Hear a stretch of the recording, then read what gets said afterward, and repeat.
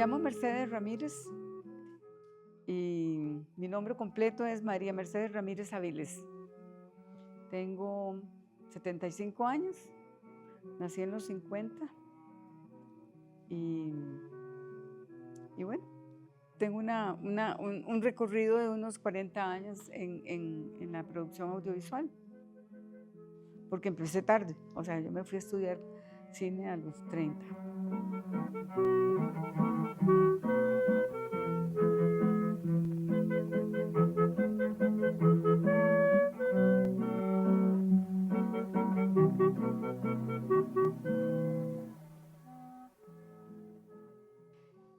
En mi vida he sido bastante viajera. O sea, el primer viaje lo hice a los 3 años. Yo nací en Limón, entonces de Limón nos fuimos a Venezuela. Después, para estudiar la secundaria, ya me vine para Costa Rica. Estaba empezando la U y estaba empezando bibliotecología cuando apareció la posibilidad de irme a Alemania. Viajé y yo creo que eso me dio a mí como hasta el día de hoy, hubo una apertura hacia las otras culturas y también a entender a los otros cuando son diferentes. Después cuando fui a Berlín, yo era la extranjera y ahí sí es verdad que fue un poquito duro, pero bueno, yo en la Academia de Cine eso no fue un problema.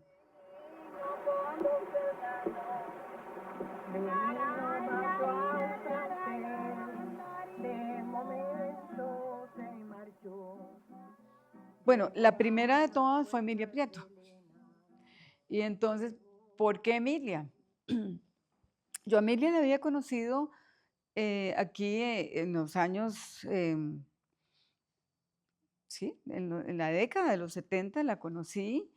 Ella era muy activa, pues, en su trabajo cultural y se presentaba a donde hubiera un acto del Partido Comunista, ahí obviamente estaba Emilia cantando, ¿verdad?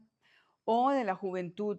Entonces ahí yo conocí a esa señora que me fascinó, porque es como era ver una abuelita que de repente, bueno, en comparación con mi abuela yo la conocí como sentada, toda la vida sentada y vestida de negro. Y échale betún a la boca, ya no les des más esta boca, métanse pa' dentro de esta clase. Entonces, ver a Emilia en el escenario para mí fue como, hay abuelitas diferentes, causó una fascinación. Y no tanto, ya después descubrí al ser humano que era ella, ¿verdad? Y de hecho, yo creo que a Emilia yo no le dije doña Emilia. Desde el principio ella creó ese ambiente de cercanía, cuando uno hablaba con ella y su sentido del humor también, entonces era como alguien muy accesible. Yo sí pude presenciar la fascinación que ella causó en toda una generación, no solamente en mí, gracias a su forma de ser, a su generosidad. Era una persona muy, muy libre, por lo menos para lo que a ella le concernía, que era su propia vida.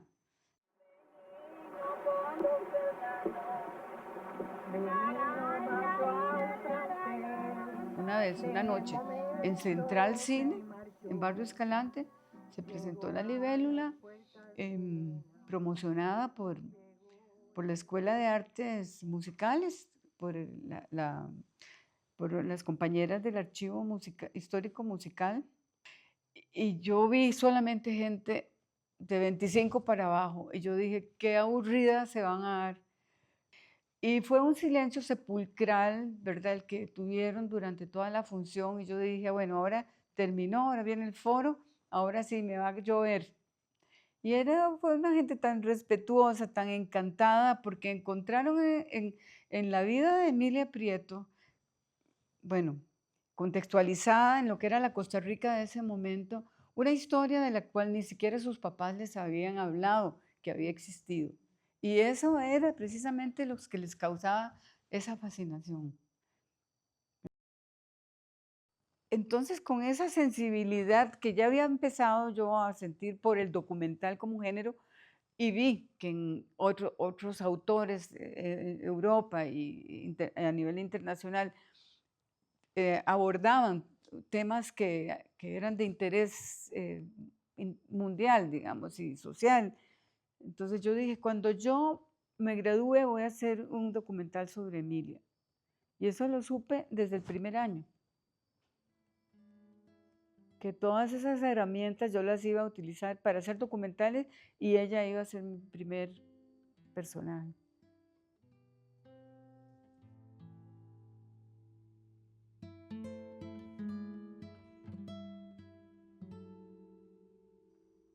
Bueno, la Academia de Cine y Televisión de Berlín es como un instituto de artes.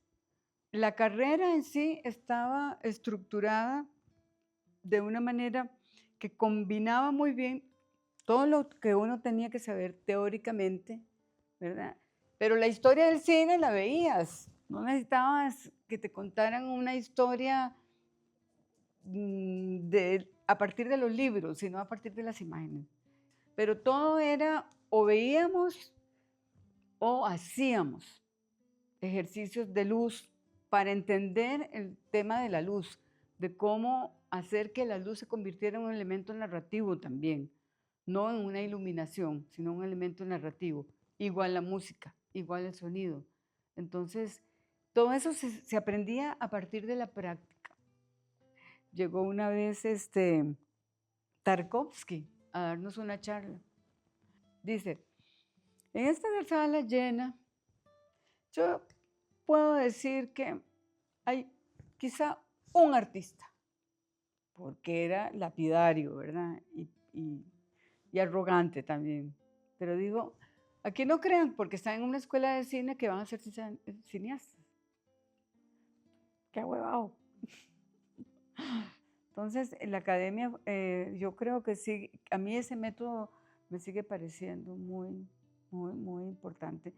O sea, tirarte desde el principio a la práctica.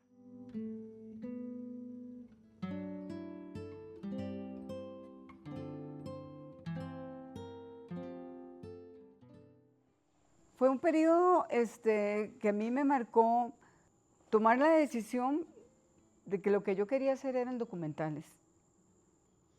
El ver que eso podía ser una profesión y que uno podía indagar no en un problema, sino también como persona, en primera persona, podía entrarle a un tema y confrontarlo con uno mismo y con un espectador, o sea, salir de uno mismo.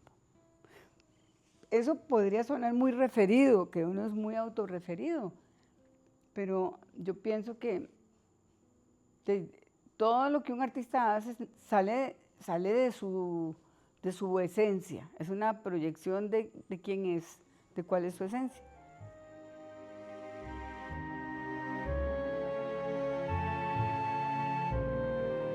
Este es mi esposo, Federico. Y esta soy yo, María Fernández de Tinoco.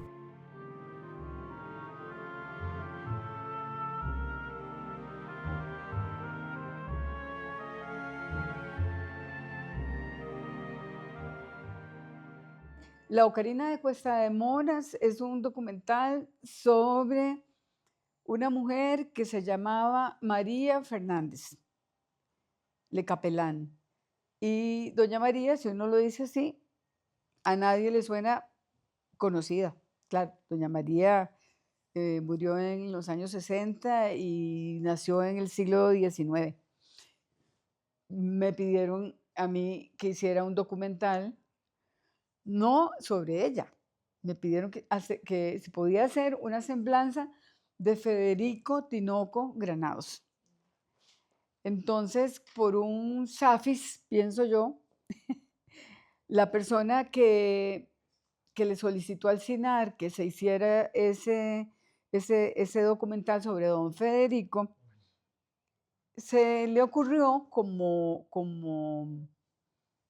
como persona que había promovido la producción y los fondos para que se los dieron al CINAR para la producción, mostrarme un libro donde me dice, aquí en ese libro vas a encontrar una reseña de la esposa de Federico Tinoco. Y entonces ahí, cuando yo leí quién había sido doña María, es un libro que se llama Las primeras damas de Costa Rica. Y entonces ya con esa información sobre doña María, yo dije, este es el personaje. Y fui encontrando una información que me llegó por las familias. Las familias sí sabían quién había sido, más bien lamentaban que se supiera tan poco de ella. ¿Y cómo era ella? ¿Por qué no me cuentan? Porque Es que vos sabés que lo que más me gustaba a mí de Mimita, bueno, en primer lugar que era una mujer con unos principios muy fuertes, porque en la casa de ella tenía unos grandes valores, ¿verdad? Fue una mujer que rompió muchos esquemas, ¿verdad? Yo creo que entre ella, con su madre y doña Marian, son precursoras de los derechos de la mujer en este país. Se dirían feministas, ¿verdad? Entonces, sí era un personaje que pudo haber tenido muy buenas influencias o malas, no se sabe, pero ella no, ella definitivamente pudo diferenciar entre ser la esposa de Federico Tinoco y ser ella. Y definitivamente gracias a ella fue que encontramos a la Ocarina. Dicen que los personajes se presentan, los que han muerto dicen que los personajes se presentan. Y yo creo que sí, que es así, que uno, eso que llama casualidades, están orquestadas por los mismos personajes que consideran que es bueno que se sepan esas informaciones que ellos nos legaron. No lo dudo yo.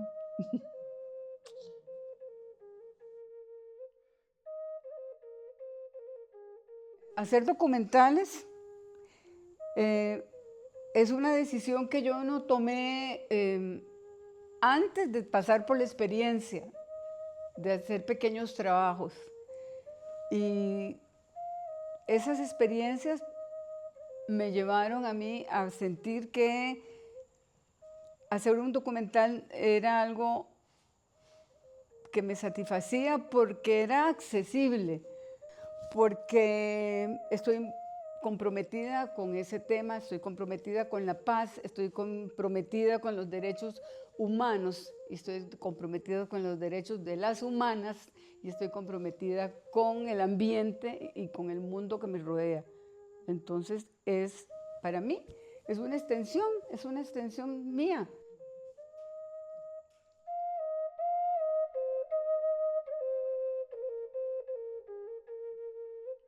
En el 2010 creamos la Asociación de Documentalistas de Costa Rica. También ya se han ido diversificando los gremios. Ya existe el grupo de mujeres cineastas centroamericanas. Imagínense, ya hay una dimensión regional. La Unión de Mujeres Directoras de Cine, que es nacional.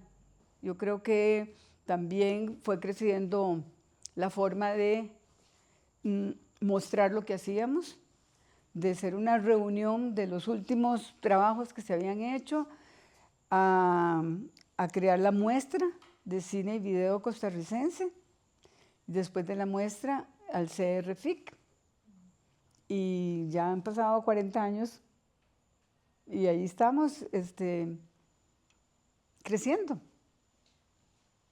Y yo pienso que nuestro sector es muy fuerte, es una generación mezclada, donde hay gente joven, un relevo, eso es definitivo, y luego hay mucha experiencia.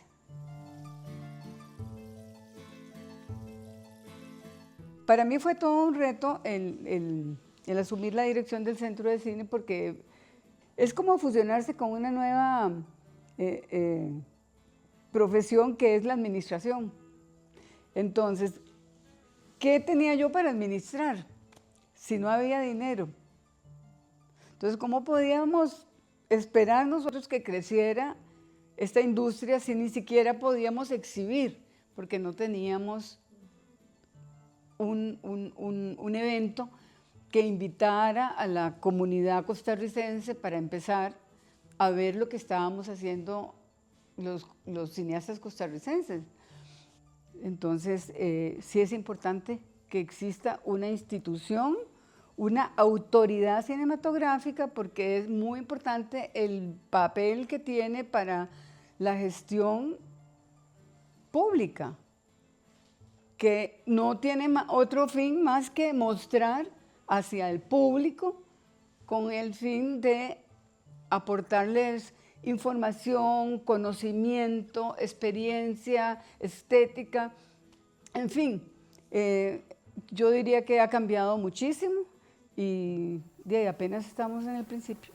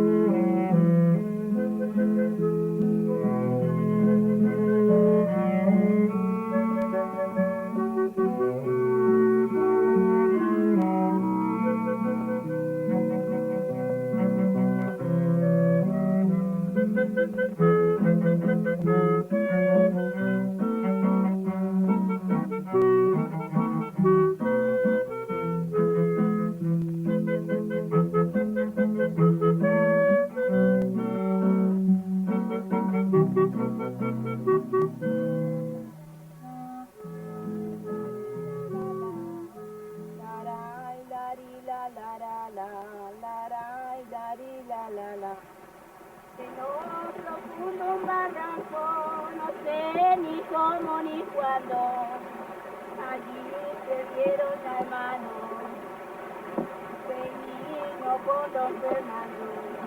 La, la, la, la, la, la, la, la.